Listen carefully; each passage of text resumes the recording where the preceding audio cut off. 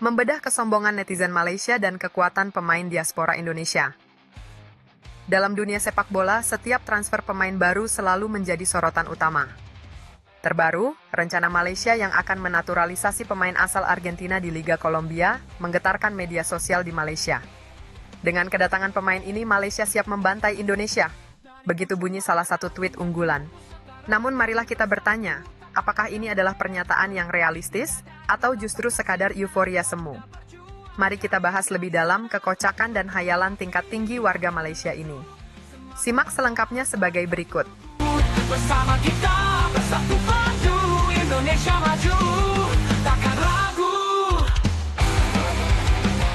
Kalau jiran ada Ole Romane, kita ada Rodrigo Holgado. Apa benda ni weh? Breaking news, Harimau Melaya bakal dapat pemain warisan baru dan ini abang sangat excited bro. Memperkenalkan Rodrigo Holgado, striker berbisa yang bermain untuk klub Amerika di Cali yang menduduki tempat pertama dalam Liga Utama Kolombia. Pemain berusia 29 tahun ini dilahirkan di Argentina dan mempunyai darah Malaysia dari neneknya. Jangan risau, ini confirm bukan scam. Sekarang tunggu dapat pasport je, boleh terus masuk skuad Harimau Melaya bantai Vietnam. Gaya permainan Holgado ni sangat meyakinkan dan akan menaikkan kualiti serangan kita. Biasanya dia main sebagai striker utama, tapi boleh juga digunakan sebagai false nine dalam sistem dua penyerang.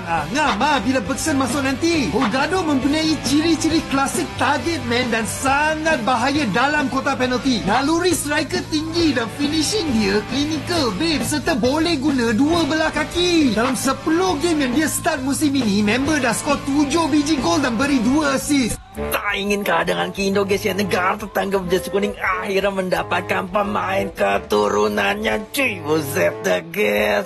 Tapi guys ya, sangat-sangat disayangkan guys ya, Rahman Joni terlupakan well. Buset dah, ternyata guys ya, Rodrigo Holgado telah resmi menjadi pemain keturunan dari Malaysia cuy. Buset dah guys. Ternyata guys, seperti biasa guys ya, kalau negara tetangga mencari keturunan pasti usianya udah mepet-mepet mau tua guys.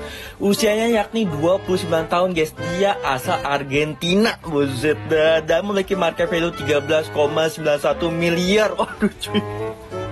Terus mana katakan grade A-nya cuy. Buset dah. Dan dirinya guys ya bermain di Liga 1 Kolombia ya. Jadi pemain naturalisasi Malaysia ini banyak dari berbagai negara ya guys. Sebut saja dari Spanyol, Argentina, Brazil, dan yang lainnya. Dan ada beberapa komentar dari netizen jiran kita ya guys. Contohnya ketar-ketir, kaki negaranya miskin sampai 60%. Aing ketar-ketir, yang ini Holland ketar-ketir melihat berita ini. Siapa sedih membantai. Wow, netizen bilang kita sudah ketar-ketir ya guys, karena kedatangan striker dari Argentina ini. Padahal pemain kita itu beda level. Mereka mempersiapkan di Piala AFF, kita ke Piala Dunia.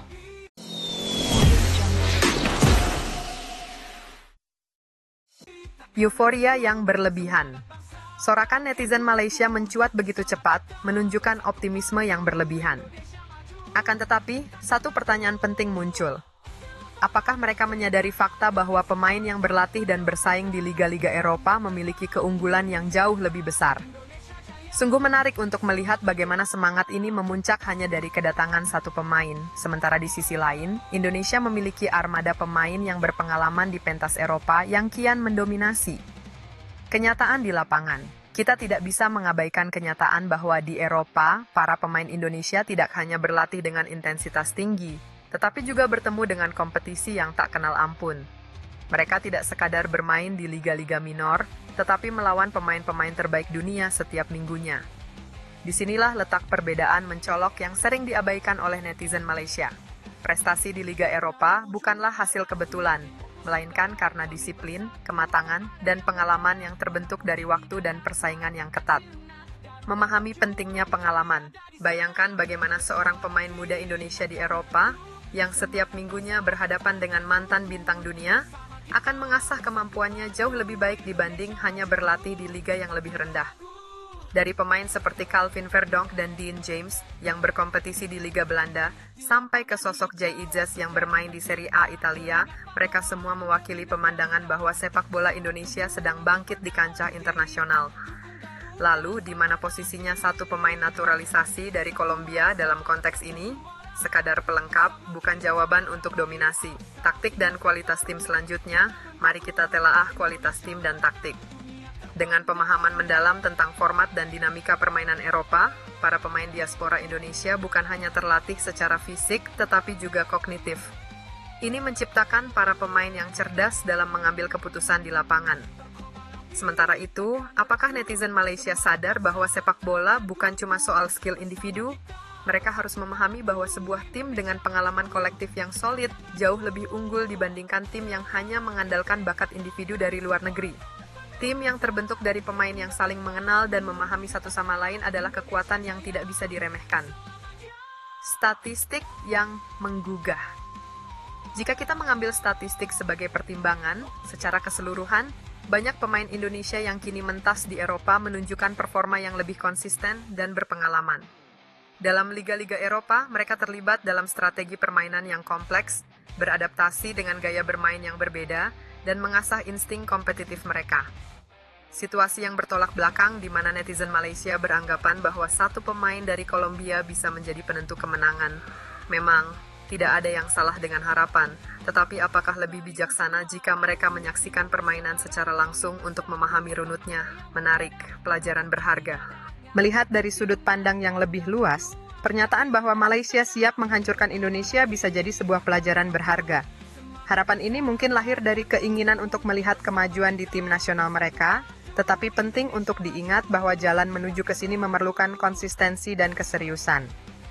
Sementara itu, di Indonesia, para pemain muda yang telah berjuang dan beradaptasi di Liga Eropa, mereka adalah gambaran nyata kemajuan yang berkelanjutan dalam membawa nasionalisme sepak bola ke arah yang lebih baik. Harapan dan ketidakpastian. Apakah zaman keemasan sepak bola Malaysia dan Indonesia akan dibangun di atas harapan belaka? Bagi netizen Malaysia yang beranggapan bahwa satu pemain naturalisasi adalah jawaban atas semua masalah, bisa jadi mereka hanya terjebak dalam ilusi. Indonesia telah menunjukkan pada dunia bahwa mereka tidak ubahnya sebuah kekuatan yang dibangun dari pondasi yang kuat. Dari persaingan yang kian ketat, mari kita menunggu dengan penuh harapan apakah Indonesia bisa lebih bertahan di pentas internasional, sementara Malaysia harus mulai menyusun strategi yang lebih terencana. Kesimpulan yang terbuka. Kesimpulannya, meski sorakan dan semangat tampak berlimpah, netizen Malaysia harus duduk dan merenung. Mengandalkan satu pemain naturalisasi bukan solusi untuk menyaingi tim dengan kekuatan kolektif yang telah teruji di Eropa. Mari kita saksikan bagaimana pertarungan ini berlangsung, menunggu siapa yang akan lebih siap menghadapi tantangan. Apakah Malaysia akan bangkit dengan riang atau Indonesia yang akan membuktikan bahwa kebangkitan mereka sudah ada di depan mata? Dalam drama sepak bola ini, setiap langkah adalah pelajaran, dan kita semua adalah penontonnya. Siapkan diri Anda untuk sebuah perjalanan yang menegangkan,